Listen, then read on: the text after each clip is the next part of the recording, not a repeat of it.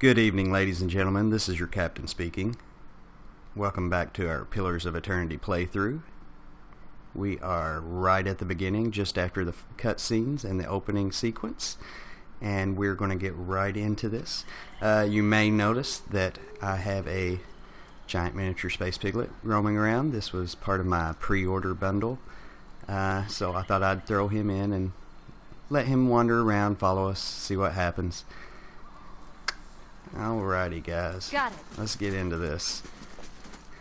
See what we can find. Looks like I can't lockpick that yet. So, let's go down here. Is there any... Yes, there seems to be some lootables here. Alright. Got some armor. Anything else in the vicinity? No, doesn't appear to be. So, let's go. Anyone need supplies? I've got sundries for sale. Sundries, huh?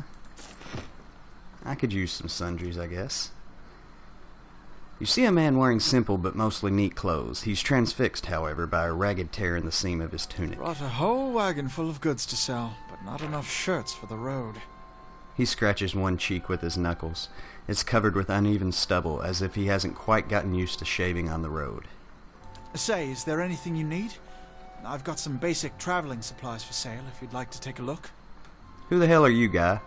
I'm a trader, originally from the Adir Empire, but I've been trying to establish new business out here.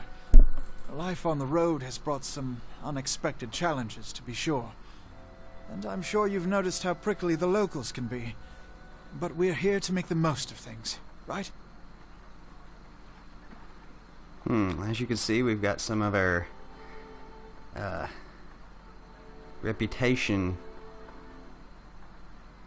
things over here, letting us know what kind of reputation we'll use if we, or will build up if we use these particular lines of dialogue. I think I will go with clever. If you think these Cavaliers are prickly, watch out for those axe-wielding Odema mentioned. That's excellent advice indeed. Something else you need? Yeah, Looks like we're settled for the night. Let's see what you got, guy. Alright. I don't have much gold to start with, 110, and I don't really need any weapons. So, you know, let's just get out of this. Get on with our adventure. See what kind of no goodness we can get into. Alright. Exploration is a key. Yes, yes. Exploration is always a key in these type of games. Oh, who's this fella? I'll have your water soon enough. Stream's not going anywhere. That's Sparful, huh? He sounds very nice. Let's check by those outcroppings. Which outcroppings? Oh, those outcroppings. Is this the springberry? No, that is not a springberry. That's some kind of wart.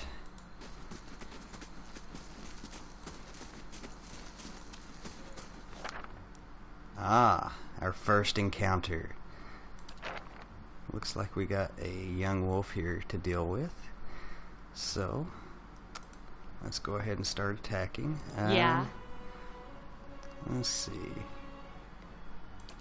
Yeah. Oh, so that's what that ring does. Okay, gotcha. Both of you just go ahead and attack.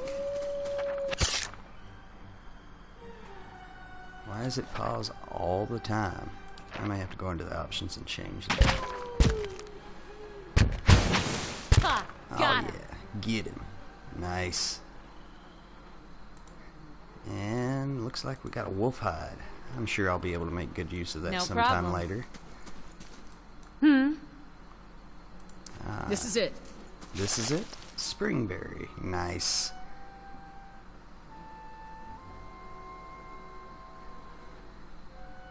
You look like you've seen your share of action. What'd you do before you came out here? Oh, I was a blade for hire. Yeah, how is it that you happen to come here? Oh, let's see. Never been much good at anything else. guess we get to build up some of our backstory here, so I think I've got a lot of debts to pay. Let's go with that. You've got a lot on your mind then. Hopefully things work out in the end, but in my experience, they don't always last. Kalisha breathes in her surroundings. Been a long time since I've been this way, but I always did like it. Lord Raedric's offer, makes a girl think. I'll give him that. You have to settle like the rest of the lot. Or you here to settle like the rest of the lot. It is a hard offer to pass up. You won't find many offers like it in these parts, believe me. Got some big plan in store? I think I'm just going to lay low here for a while, try not to draw too much attention.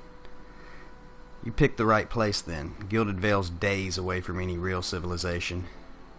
Anyway, I'm wasting time here. Odema will give me an earful. Let's be on our way. Before we go anywhere, tell me a little about yourself. I've got simple needs. I like open skies and far horizons. I find work that lets me live that way. My family wanders too. We started in Direwood, but my parents ended up in the Living Lands. I've got a brother in Rautai and another in Ader. My sister's in Gilded Vale. She's the only real homebody. Why are you here then? Kalisha sighs unevenly. Her eyes search the ground at her feet.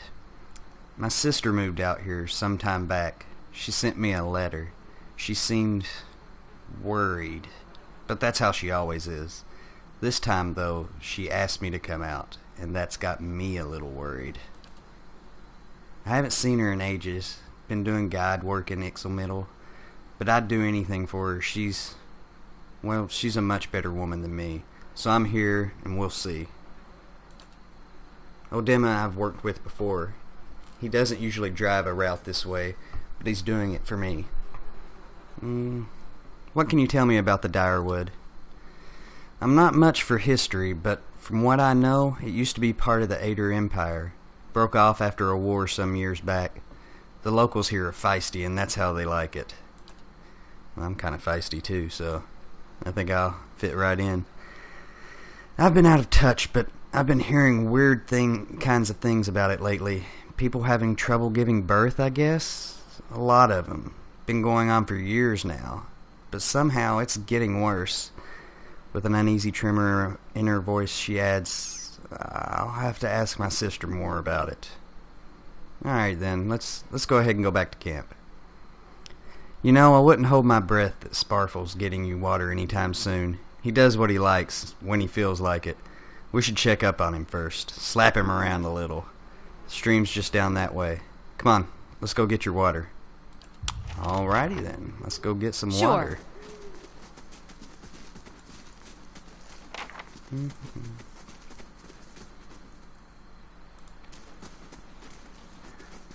Oh, it's going to be one of them walking games, isn't it, guys? Oh, I'm hearing the river. I must be close. Yeah, I'm getting real close.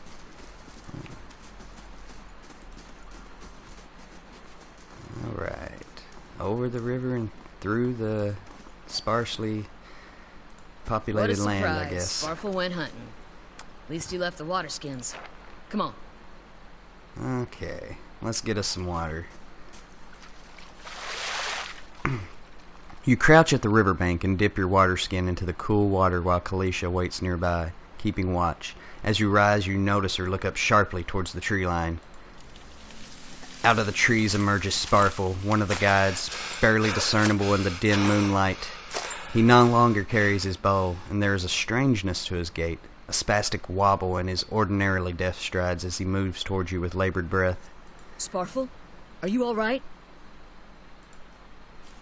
Sparfle's toe catches on a rock, and he collapses forward in a heap, the feathered shaft of an arrow planted between his shoulders like an enemy flag.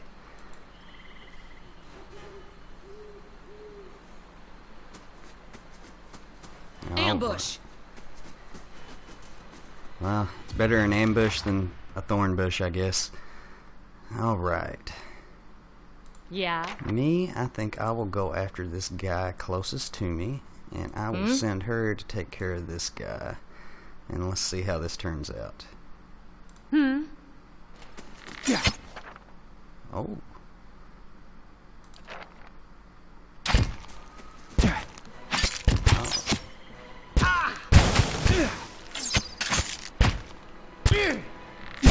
Take him down. Damn, missed.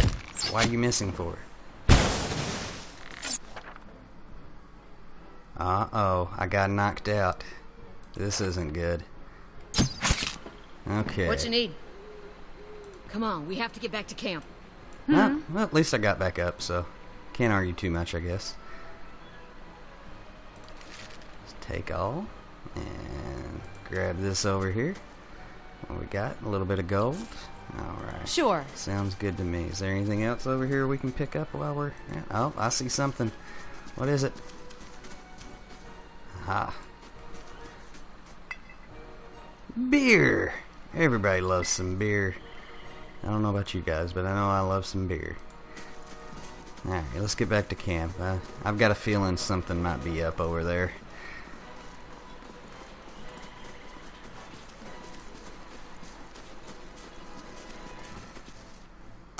What do you know? I was right. So, let's both of us go after the same dude this time and see if this works out a little bit better. Maybe I won't get knocked out this time. Get him. Yeah, that's what I'm talking about. Alright, I got us a bow and some hide armor and a little more gold. Store that in there. Sure. And get to getting. Uh-oh. Shit. This doesn't look good.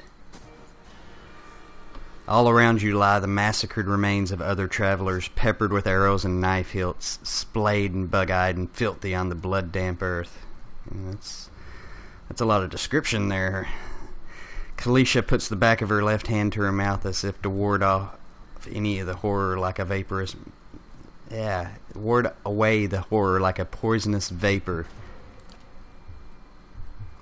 A handful of dark figures stand above the fallen, treading on limbs and backs and heads, jerking their axes from bodies as if half-split logs as they prepare to add you to the sprawling pile beneath them. One of them, towering and severe, with a thick beard tasseled with knots, holds a wet blade at the neck of the man you recognize as Haled, the last of your caravan left standing. Lay down your arms, trespasser. Do not forfeit this man's life for a fight you will lose.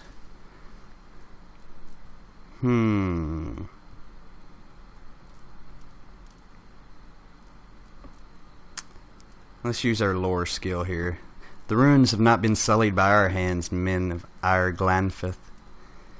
Your words carry no weight when I have seen the truth with my own eyes. Blood must be paid for this intrusion. So I say again, lay down your arms. Don't trust them. They mean to kill us all.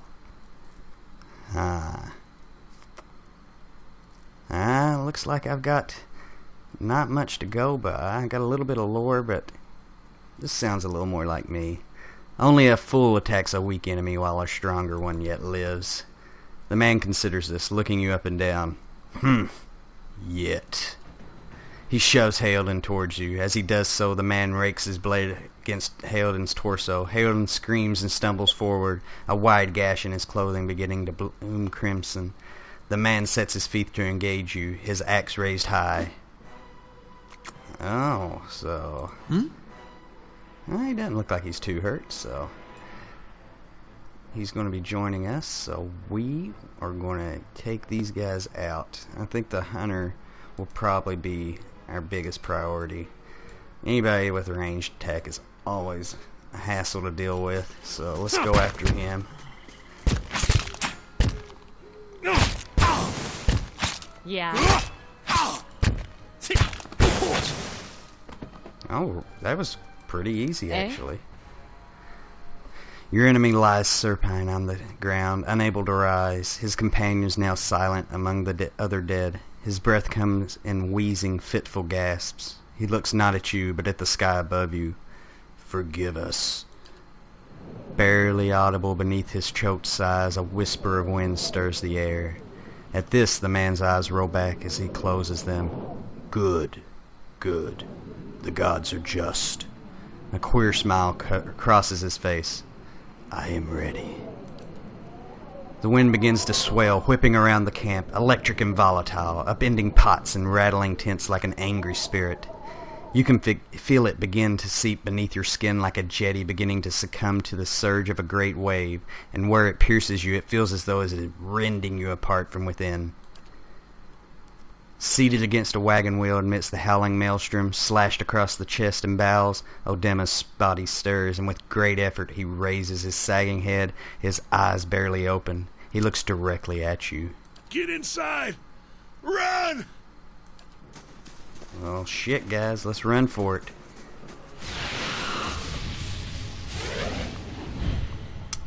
Ooh, purty lights. I likes me some purty lights.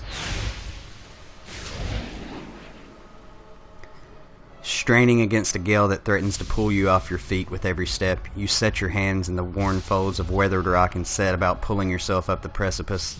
With a last burst of energy before your arms give out, you swing yourself onto the ledge.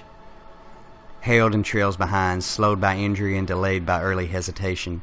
As he nears the face of the rocks, one of the fallen attackers, who had been feigning death, lunges for Hayden and topples him onto the rocky ground.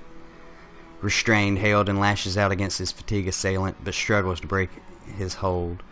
Without a weapon in your hands, you can do little to help him from where you stand. Let's grab a rock and try to hit the guy upside the noggin or something. Your aim is true, and the hit jars Hayden loose. Lurching to his feet, Hayden clambers up the base of the rocks. As he nears the top, however, the wind flares, pulling him sideways and tearing one of his hands free. But diving out onto the hard rock, you manage to secure hold of it. Securing his other hand, you pull with waning strength, and it feels as though your arms will be jerked from their sockets. They hold just long enough for Hayden to set his feet and join you on the trembling ledge.